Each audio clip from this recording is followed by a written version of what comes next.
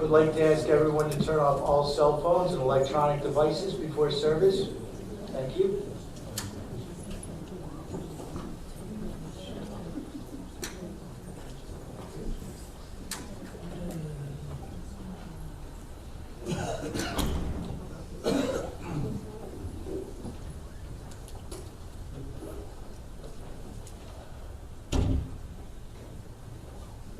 There we go. I got the electronics working, I think. If you don't know me, raise your hand and you can leave right now.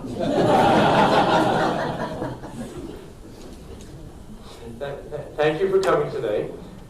And also to those of you who joined us last night at my house. It was a pleasure seeing all of you, and I hope that those who did or didn't will come join us at my house afterwards. I also want to thank our friends and family who could not make it here today, but who are watching us online live, and dozens of others who have sent their regards mostly through email and occasional cards, but I do like email better. I plan to cry my way through the next 10 minutes, but have enlisted my daughter Miriam, whose head you might be able to see sitting next to me, and if need be, she will take over. And I'm struggling with the electronics slightly for a second because the cursor disappeared. It's nice.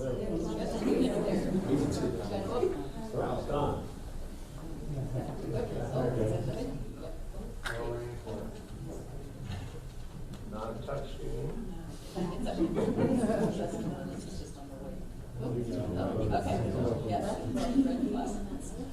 It may be on the red flower, but I need to get it on the other side of the screen so I can see what I'm reading. Can I have the backup copy? The slides are working, but I'll read from the backup copy instead. You're probably wondering what a praying mantis clinging to a marigold has to do with Luisa. This is my favorite picture of the more than 10,000 digital photographs she took. This one reminds me both of her love of photography and the vegetable garden that we cultivated together for 7 years. And that's not working yet either. Let's try that again.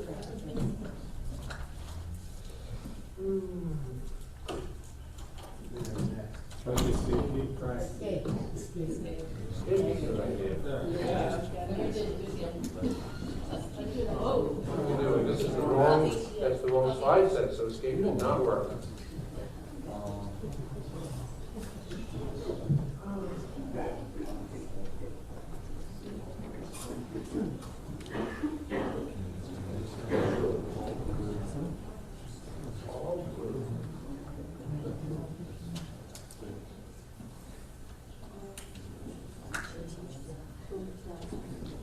Okay, I'm going to do it, let's see how we can do this. I'm going to do this from the backup copy. It doesn't work from the back. Just give me 1 second. Sorry. I could curse and be a curse.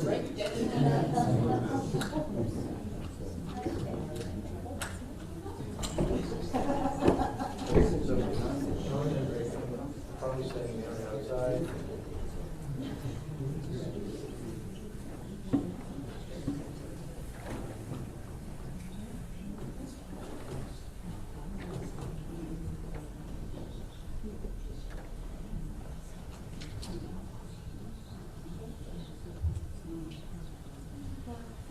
going to do it without slides, because I'm stuck. What?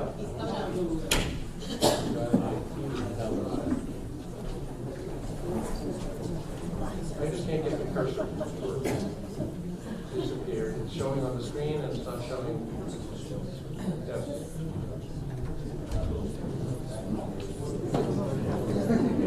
Ah, this is good. So,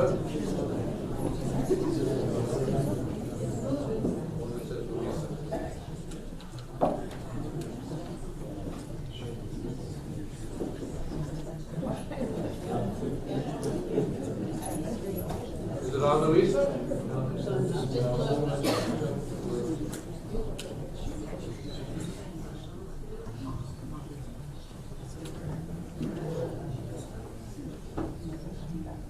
Still no cursor.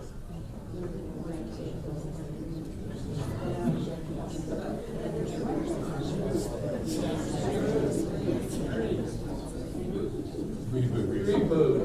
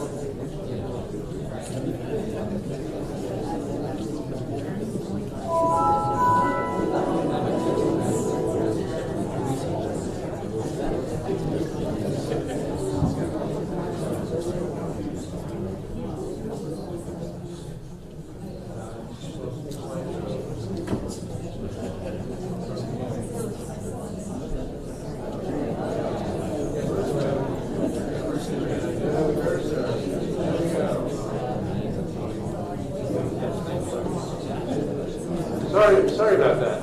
Okay, we're back. And I believe I said everything I have to say about this one, and let's see if it moves to the next one now. There we go. This is not Luisa. When Picasso was told that Gertrude Stein did not look like his portrait of her, he said she will. Likewise, I'd like to paint Luisa as I'll remember her and erase my images of the last few years. Fortunately, pictures lie. This one was taken almost 4 years ago when she was already severely impaired, but she still looks great. It shows 3 of her most favorite things: a Tibetan Terrier puppy, her most favorite piece of clothing, and David and Maureen's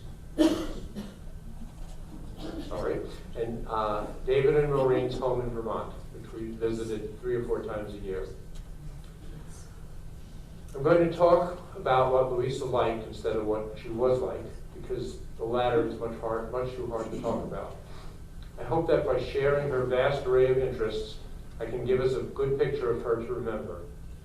I'm not going to talk today about her decline or about how we cope with it, but I don't have trouble talking to any of you individually if you have questions about it separately. The picture on the left is the only one I could find of Luisa's nuclear family, including Punky. Bruce is torturing Luisa, and she's loving it. Luisa was the youngest of 10 cousins on her father's side, and second to youngest of 10 on her mother's side. The oldest, Ricky, in the upper right corner, died suddenly a few years ago of an aneurysm. The picture, I lost my thread again. The picture on the lower right includes Luisa's other 6 Lehrer cousins at a bat mitzvah in the spring of 2016, which was just before Luisa deteriorated significantly. Yes, Evelyn's bat mitzvah. And we'll need another cheer from the crowd in just a minute. During the 25 years that we were together, we never passed up a family gathering. Luisa could not attend the next Lehrer bat mitzvah, but I was there as part of the family. The occasion included a striking moment that demonstrates to me the loving extended family in which Luisa grew up and thrived. Talia, Luisa's first cousin twice removed, who's is she? Thank you. Luisa's first cousin, twice removed, was delivering one of the last segments of her service and had the young kids on the beamer with her, including two of her third cousins who were her friends. I don't even know who my third cousins are.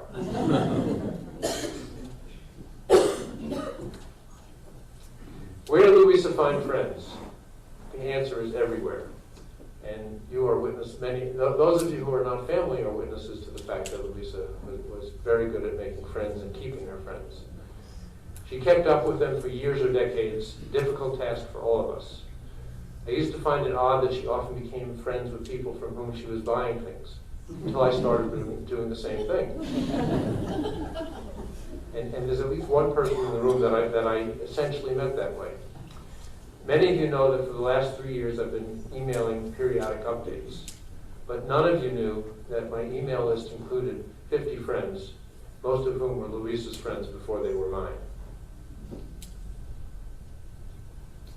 Everyone knows that what was next most important in Luisa's life after family and friends was that she loved to sing.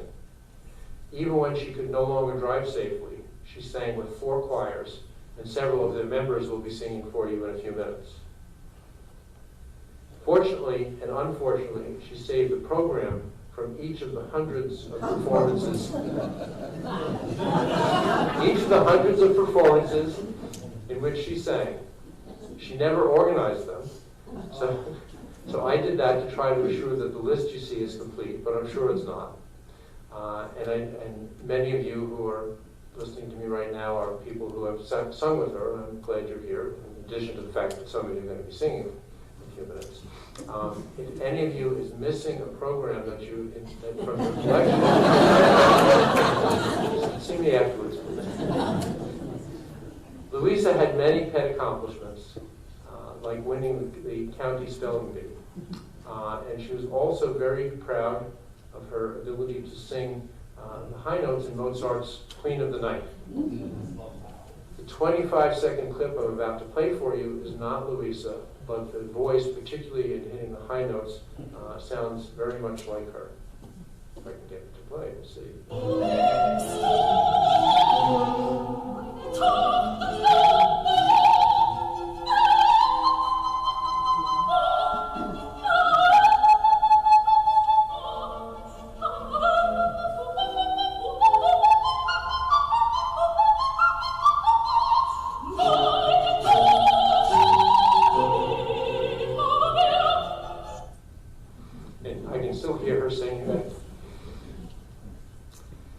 Luisa loved her 4-legged children dearly.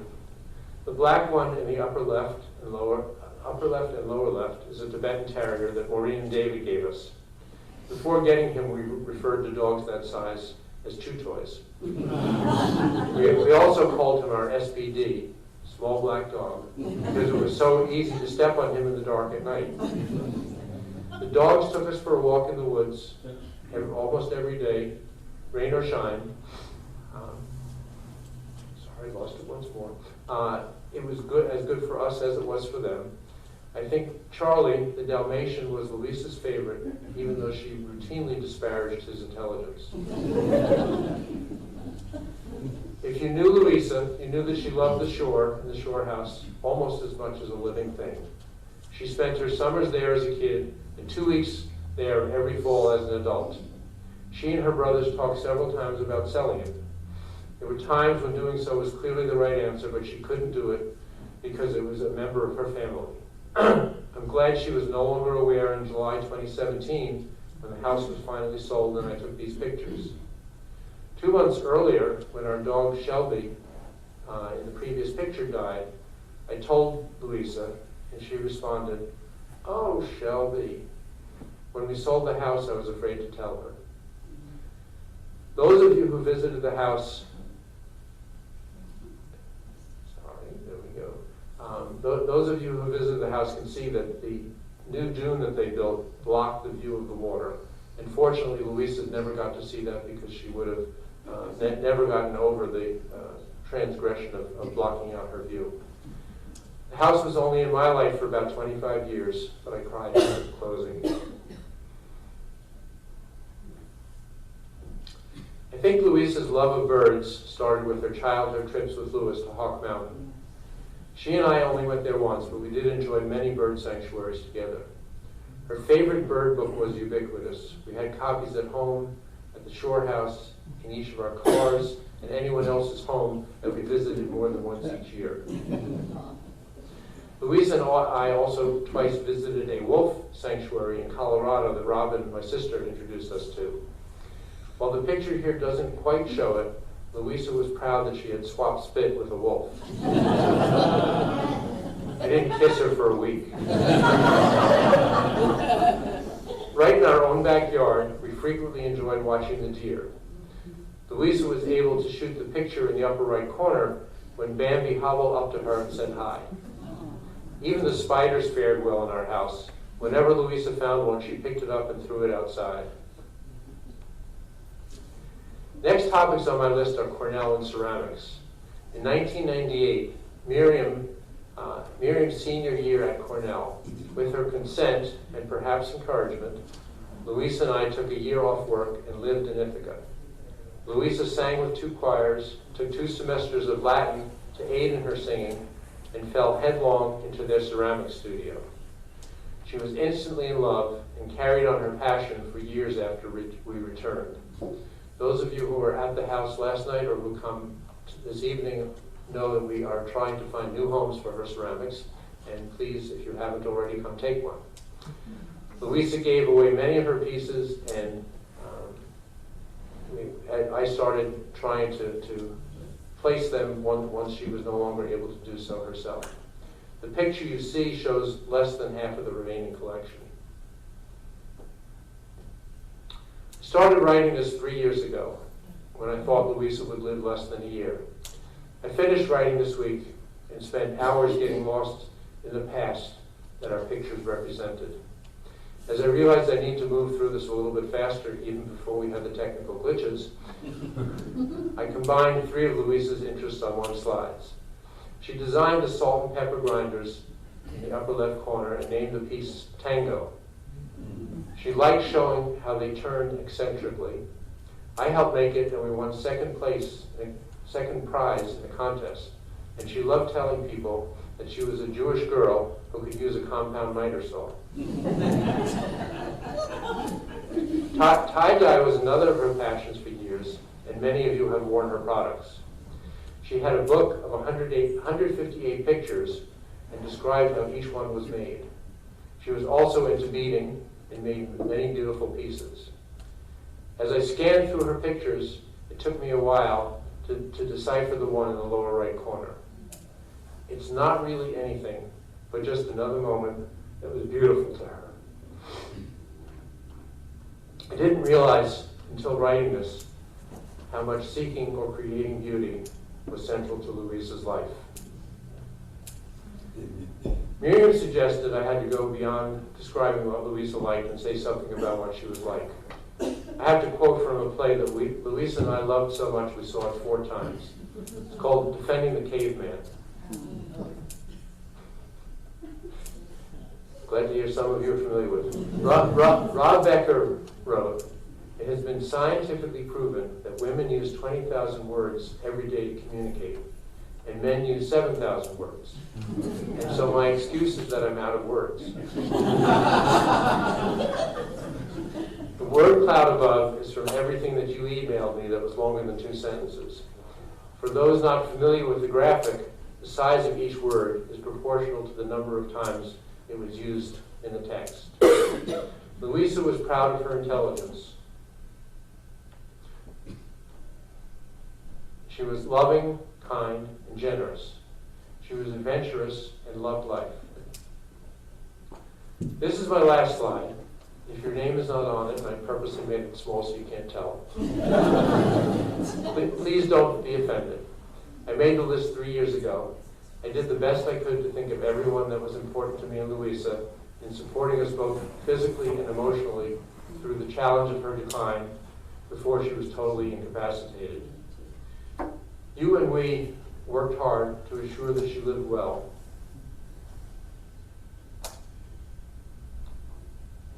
And to assure that she lived well during those years. Thank you for coming today to remember Luisa with me. The next person who's going to talk is her brother Bruce. And until I married Luisa, Bruce was Luisa's best friend. I don't think he's ever forgiven me for taking away that distinction. But we have spent many hours during the last couple of weeks, Bruce and I together, crying together, laughing together, and supporting each other. And I look forward to hearing what you have to say. You're forgiven.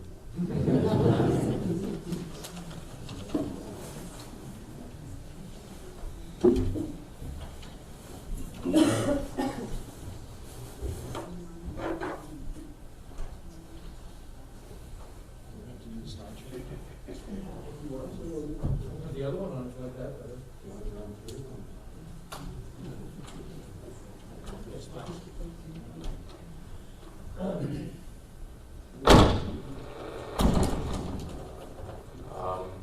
I don't know where to start after that. So how about I just throw this away and we can just ad-lib it? No, I'm kidding. Thank you, Ernie. Thank you, Bruce.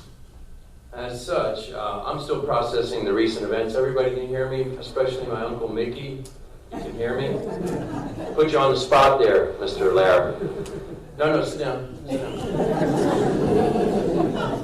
I just want to make sure everybody in the back can hear me. So, as such, to continue, and before I begin, our brother, Peter Michael Lehrer, unable to attend today, wanted me to say he is privileged to be the older brother of two shining star siblings, and I will attempt to live up to that with these following words. At first, I wish to thank everybody, too, for traveling, being with us today, and in my sadness and anger about Luisa's passing, sad and terrible as it was, I have to admit it is powerful acknowledgement of your admiration for Luisa and our family, and the remarkable reflection of undying love and support of the many here and afar with whom we have reconnected and I haven't talked to for many years. I am reading from this because it's easier for me to read than just talk. And on a slightly lighter note, even more than that, is the fact that I could never get this group of people together, but my sister could do it at the drop of a hat. So, at this point, if you're unfamiliar with our family, and some of you might be, Luisa was youngest, I was the middle, Peter oldest, and now, regrettably, we siblings have lost our closest ally and longest of friends.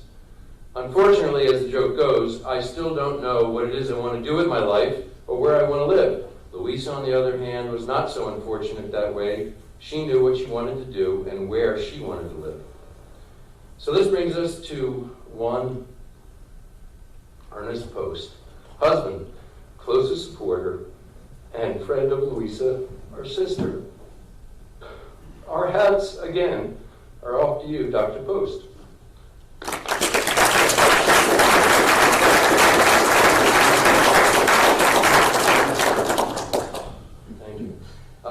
The highest kudos go to you for loyalty, never-ending devotion, perseverance in light of insurmountable events and inevitable endings.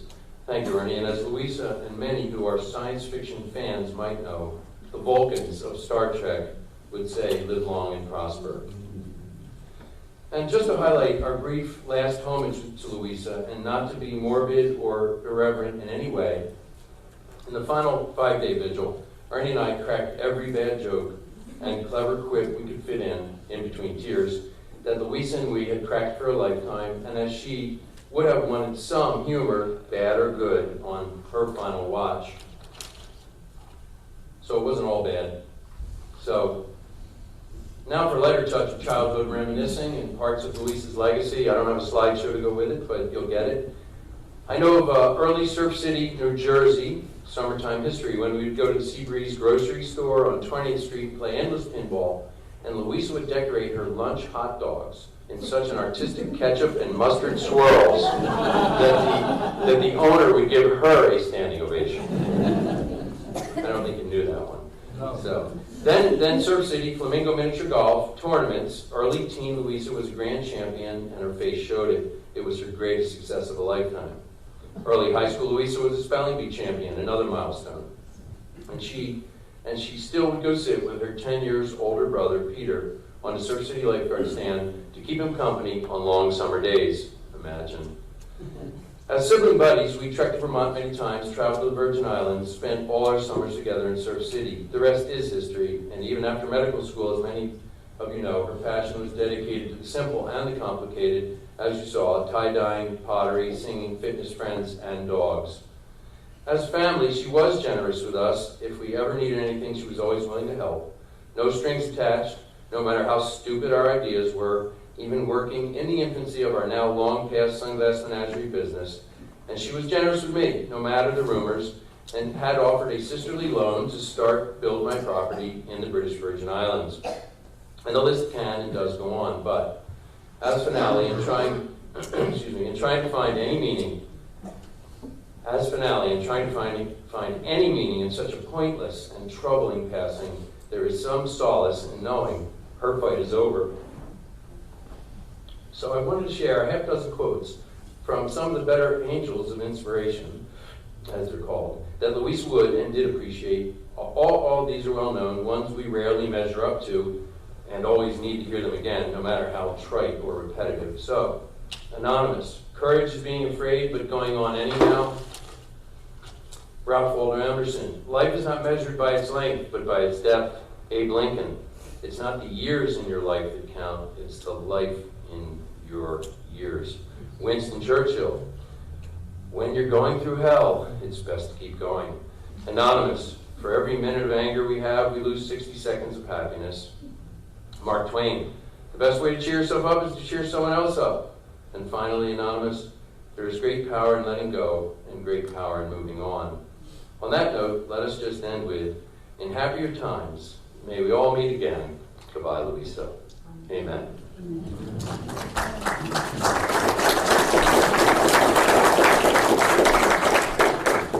And next we'd like to call up Robin Post, my dad's sister. She is going to read something that the daughter of a very dear friend of Luisa's wrote. Some of you have seen it already. It was posted on Facebook, but was so touching that we wanted it to be read at the service as well.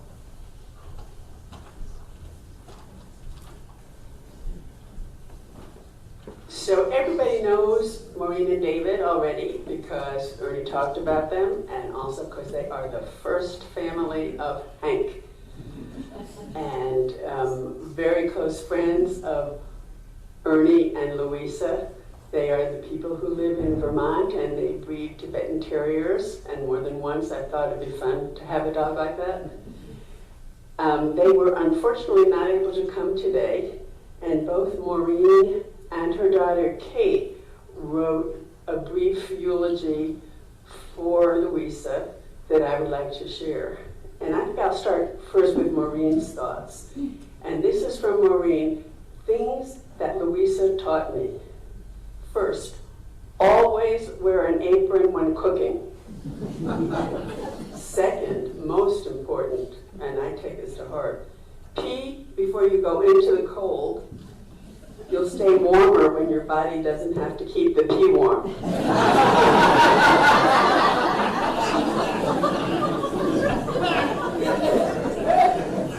Now, Kate would agree with this point. Pay attention to your grammar. Make creative salads. Cook with friends whenever possible. And always love your dog. So those are the thoughts from Maureen. From Kate, who is the daughter of Maureen and David, she first describes Luisa, and here's what she says. Spitfire, amazing cook, opera singer, doctor, athlete, dog lover, nerd, and I think most important for Kate, auntie. Luisa used to tape Voyager on VHS for Kate, who could not get UPN, and I don't even know what those letters mean, but maybe somebody does. She introduced me to the beauty of Star Trek and MASH and Rocky Horror and Happy Days. That's quite an amalgam of programs. She gave me a tiny diamond ring of hers once, because our hands were both so little, and she knew that she wouldn't have children. She could be rough. She would correct you without a second thought if you spoke incorrect grammar, so apparently she did agree with her mother about that. Or you made an incorrect factual statement. In the years of her decline, as her mind began to slip away, she became more gentle. I would have taken her roughness in exchange to not have to watch her fade.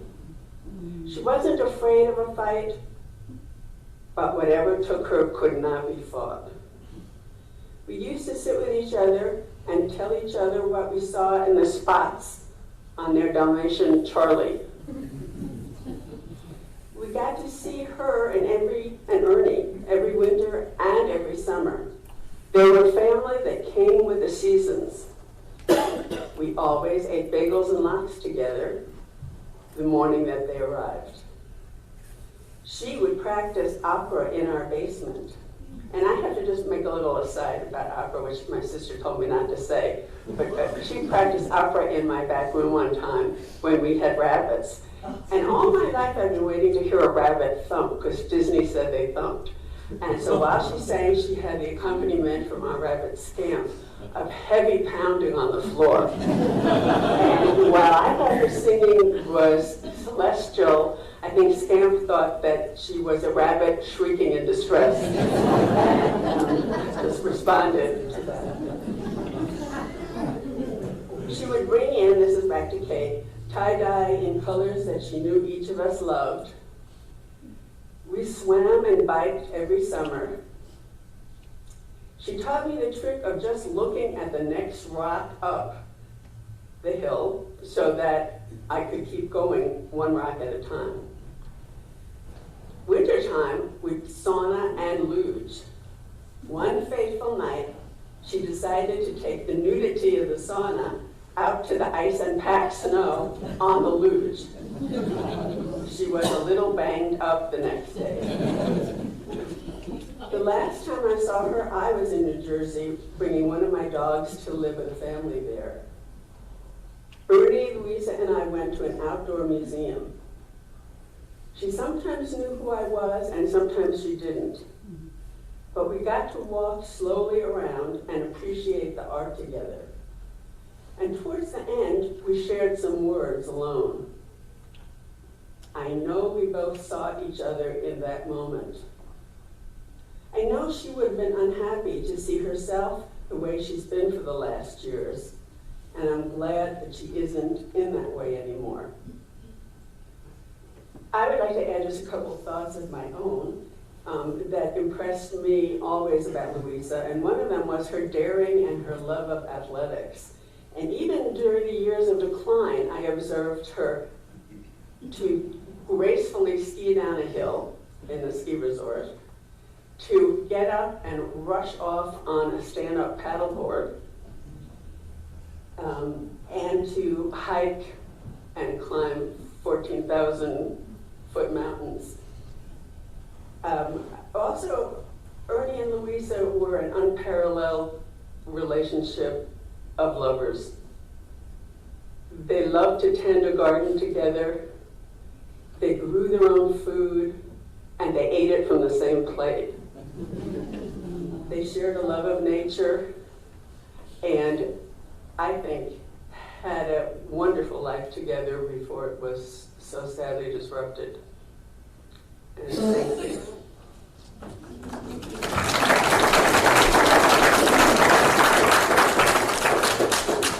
And next, I didn't see her, but I'm sure she's right out here, Val, who is one of Luisa's very dearest friends. They met each other during residency in Philadelphia.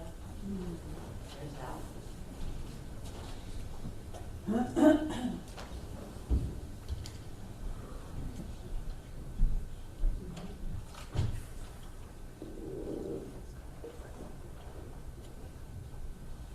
Good afternoon. I am Val. Nice to meet those of you who I do not know. Luisa and I met in July of 1987. when we were beginning our anesthesiology residency at Thomas Jefferson University. On the surface, we were not the likeliest of friends. I loved clothes and makeup, didn't give a second thought to punctuation, and I'm a terrible speller. But Luisa and I were assigned to share a locker in the women's locker room that served the operating rooms. The door of this locker was 8 inches wide. Yes, we measured it. There was a whole process we had to follow to get both of our winter coats inside the locker and still be able to shut the door. One of two things happens in a situation like this, and happily we became fast friends. However, our friendship was aided by the fact that Luisa, quietly observant of everything and everyone, managed to move out of our shared locker into a nearby locker vacated by a nurse who left the hospital in March of that year. Residency is hard, and our field, like most in medicine in the late 80s and early 90s, was male-dominated. Our shared challenges and accomplishments brought us closer together. Over time, we found much that united us. We both experienced challenging situations at work, with members of our family, in our personal relationships, and with Luisa's health. We were each other's secure vault in these times, able to speak honestly and frankly, not worried about being judged, and knowing that no confidence would ever be betrayed. We found many shared passions, including skiing, food, and an appreciation of handcrafted jewelry and pottery. We spent many, many weeks skiing together in Colorado, during which I learned that Luisa, obviously small in stature, had the bladder capacity to go with it. To this day, I know where every single bathroom on the mountain at Vail and Beaver Creek is located. We loved to try different foods together, and I was always up for whatever vegetable Luisa had patiently spent much time growing, prepping, and preparing. Luisa's salads were works of art, one that I never had the patience to produce. And speaking of art, going to the annual preview party for the Philadelphia Museum of Art Craft Show was so much fun together. Why? Because we would each find a way to justify whatever insanely expensive purchase the other wanted to make. We all need a friend like that. I still remember when Luisa told me about meeting Ernie. She was so excited, but as always, tempered in her enthusiasm out of self-protection. But I could tell this was different. As time went on, it became clear that Luisa and Ernie were perfect for each other.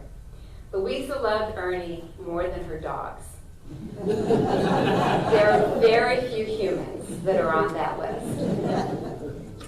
In the early 1990s, Luisa and I had begun a tradition of having dinner every June with another friend. We went to the restaurant at the Bellevue Hotel and ordered a tasting menu. It was always the same order. The tasting menu, but no pork, and no nuts. I'm allergic to nuts. At the dinner in 1993, Ernie came along and mentioned that they were thinking about getting engaged and trying to decide when. I said, how about now? Ernie got quiet and the rest of us kept talking. Suddenly, out of nowhere, Ernie turns to Luisa and asks her to marry him. There was not a dry eye at that table. That October 3rd, I was honored to be Luisa's maid of honor at their beautiful wedding. Ernie, you made Luisa so happy. I hope you know that. Your commitment to her during the many happy years and these recent difficult years has been extraordinary. And I just want to publicly say thank you. And Miriam, the relationship that the two of you crafted over time was deeply important and fulfilling to Luisa. I hope you know that. It meant more to her than she may have ever been able to express to you, but she told me. Luisa was a bit of a restless soul. She was an excellent anesthesiologist, meticulous and kind to her patients. But I don't believe this was her true passion. As you've heard today, she loved to sing. She did my husband Jeff and I the great honor of singing at our wedding. I think she always had a bit of regret for choosing the practical path of a job with a sustaining income. That regret was accompanied by the question of what if she had fully dedicated herself to her singing. I'm deeply grateful that so many kind and empathetic people enabled Luisa to sing with them, even as it became difficult for her to read the notes or remember the words. There are many things that I will miss about Luisa. How hard it was to find shoes for her size 5.5 foot. How she would edit my PowerPoint slides and anything else I had written if I asked her to.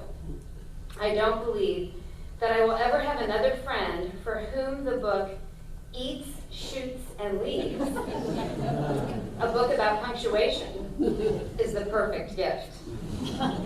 I will miss the kindness she showed my children, for whom she made tie-dye t-shirts every year for many years, waiting with patience of Job while they picked their individual color combinations.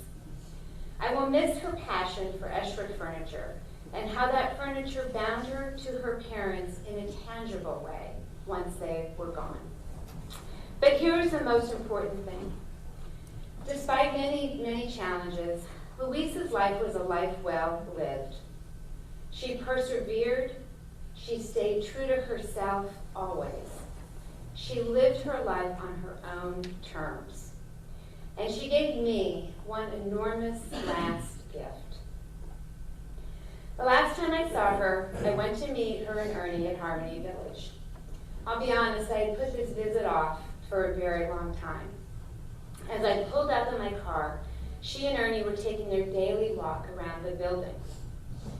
Through some incredible confluence of grace and mercy, Luisa lit up when she saw me, convincing both Ernie and I that she recognized me. We will never know for sure if she did or not. But I choose to believe that she did. And for that memory, I will always be grateful. Thank you.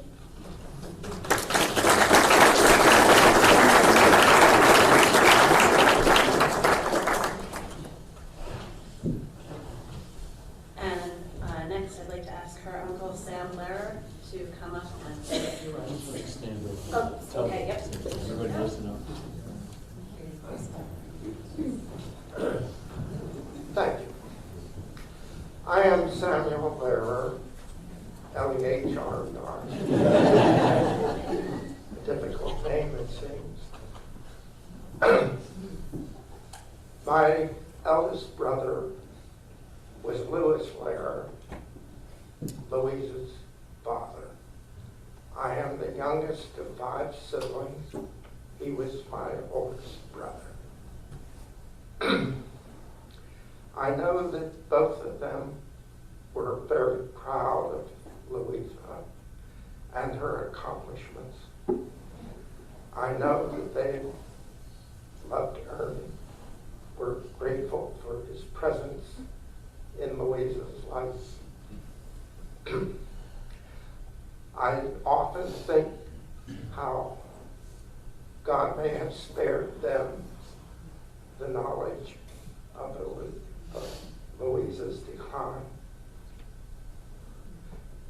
But I know they were very proud of her and would be even more proud at the reception here today and knowing that they had so many wonderful friends.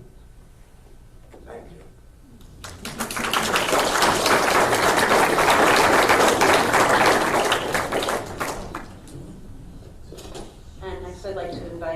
by Richard Rosen up to, what? I told me the wrong name last night. Sorry, Richard Simon up to say a few words. Apologies.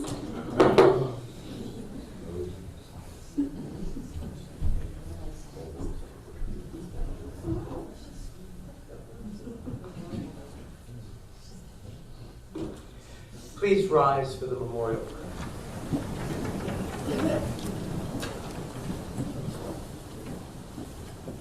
El Maleh Rachamim Shochein Bamromim Hamtzei Menucha Nechona Tachat Kanfei Hashchina Im Kedoshim Utovim Kezohar Harakia Masirim Et Nishmat Luisa Lehrer Shalcha le'olama Ba'ala rachamim Yastirecha b'seter knafav le'olamim B'yitzror achayim Et nishmata Adonai hu nachalata V'tanuach b'shalom al mishkava V'nomar Amen. Compassionate God, eternal Spirit of the universe, grant perfect rest in your sheltering presence to Luisa Lehrer, who has entered eternity. God of mercy, let her find refuge in the shadow of your wings, and let her soul be bound up in the bond of everlasting life. God is her inheritance. May she rest in peace. And let us say, Amen. The dust returns to the earth as it was. The spirit returns to God who gave it. It's only the house of the spirit which we have lost. Luisa's spirit cannot die. Receive in mercy, O God, the soul of our departed Luisa. Grant her that everlasting peace which you prepared for us in the world to come. Though no human eye has seen, nor ear has heard, nor mind has grasped it, still it is our sure inheritance and our everlasting portion. And God, help us to understand that grief and love go hand in hand, that the pain that we are feeling, the pain that loss inflicts, is the measure of our love that is greater than death. Though we cry in the anguish of our hearts, may we be like children who know that their parent is near, who cling unafraid to the trusted hand. In this spirit, O God, do we commit all that is precious to us to your keeping as we say these words, hallowed by generations, the mourner's prayer.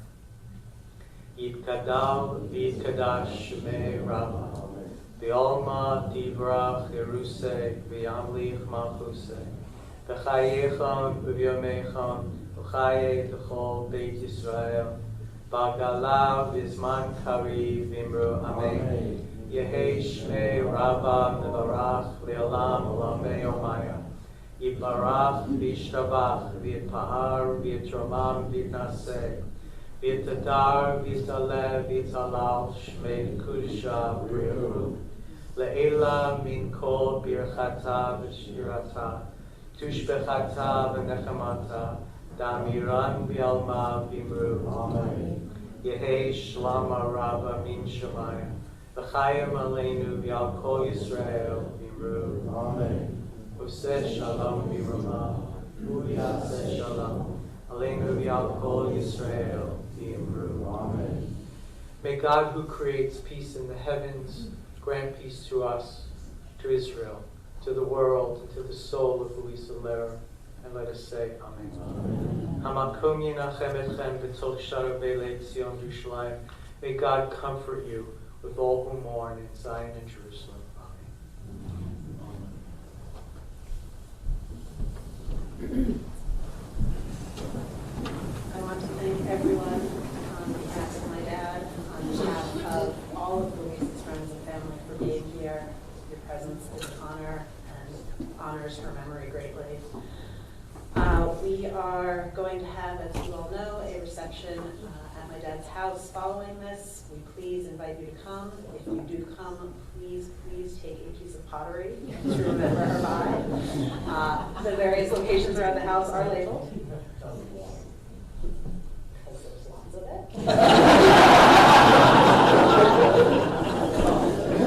Otherwise, Mary has to clear it up sometime.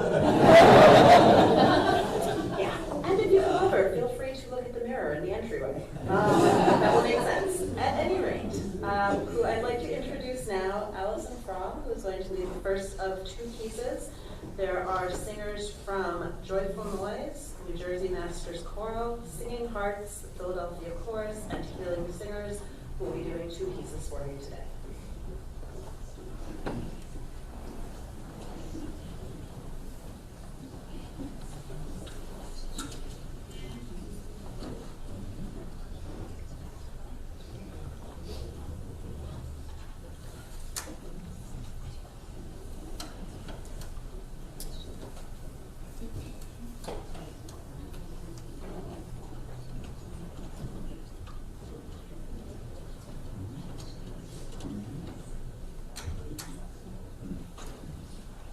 It's so wonderful to meet so many of Luisa's family members and friends and singer friends. We've tried to get together. It will take us a minute to come up here. So this next song we're about to sing is a bit of a contrast to El Malay and to Kaddish. So in some ways it's an unusual selection for a funeral. And I think maybe the reason that Ernie chose Do You Shine has to do with what happened the first time Luisa heard it. So I'd like to tell about when she was singing with Joyful Noise in 2015 and 2016, and you see some of us coming up rather slowly. Luisa's memory had already faced some struggles, and she had some difficulties reading music. But we knew her as a beautiful singer, as a kind woman with a great wit.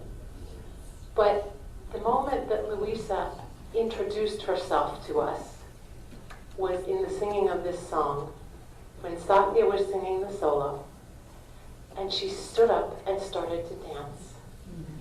And she danced like nobody was watching. And in that moment, I got to know the Spitfire that we're all talking about, the sassy woman, the vibrant woman. And I ran out and I brought Ernie in. I said, you need to see this. This is a woman I haven't yet met. So in the spirit of Luisa singing and dancing, we hope you will join us in this non-traditional song.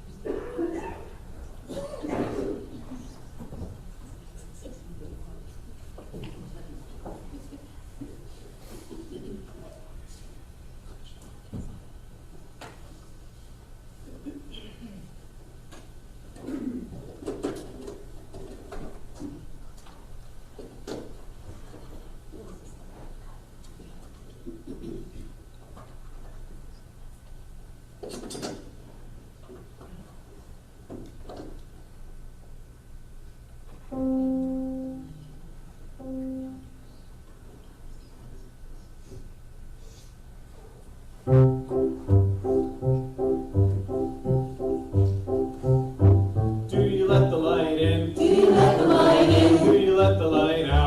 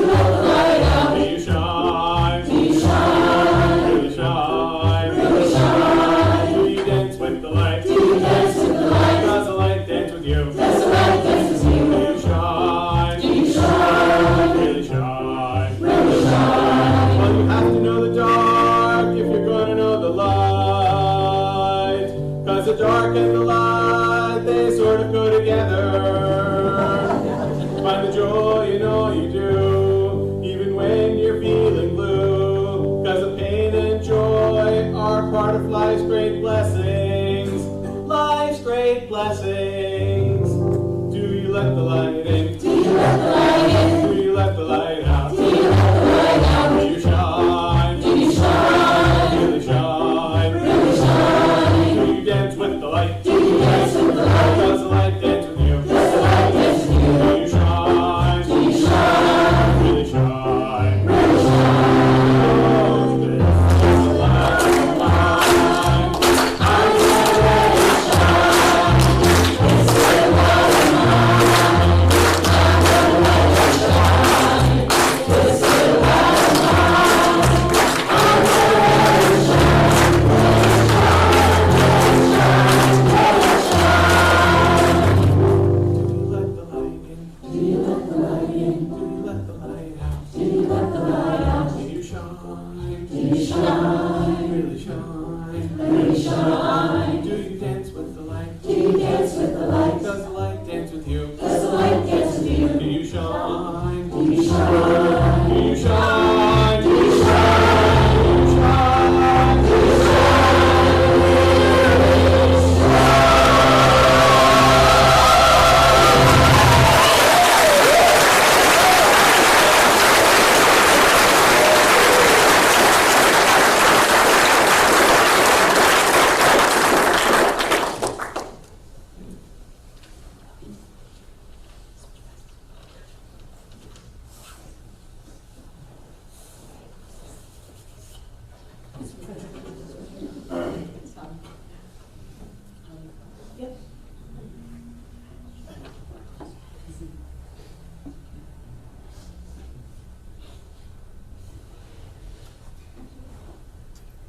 I can hear Luisa right now saying, Holly, for once in your life, take a stand.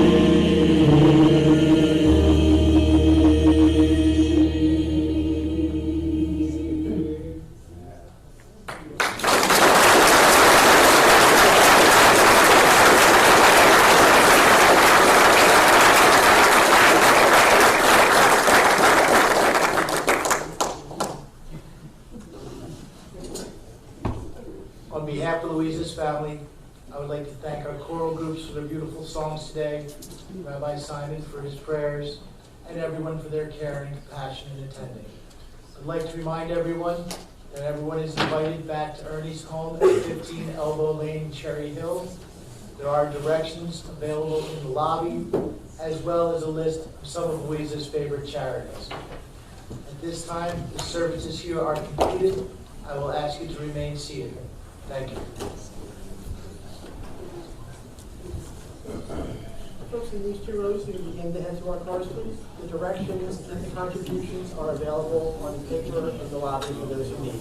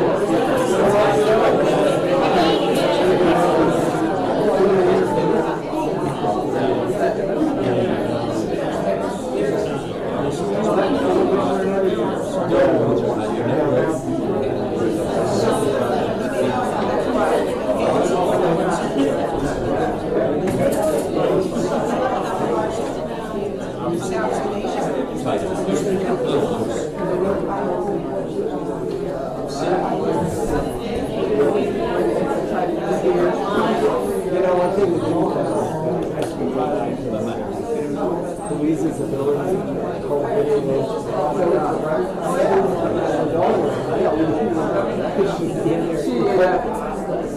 And then your mom.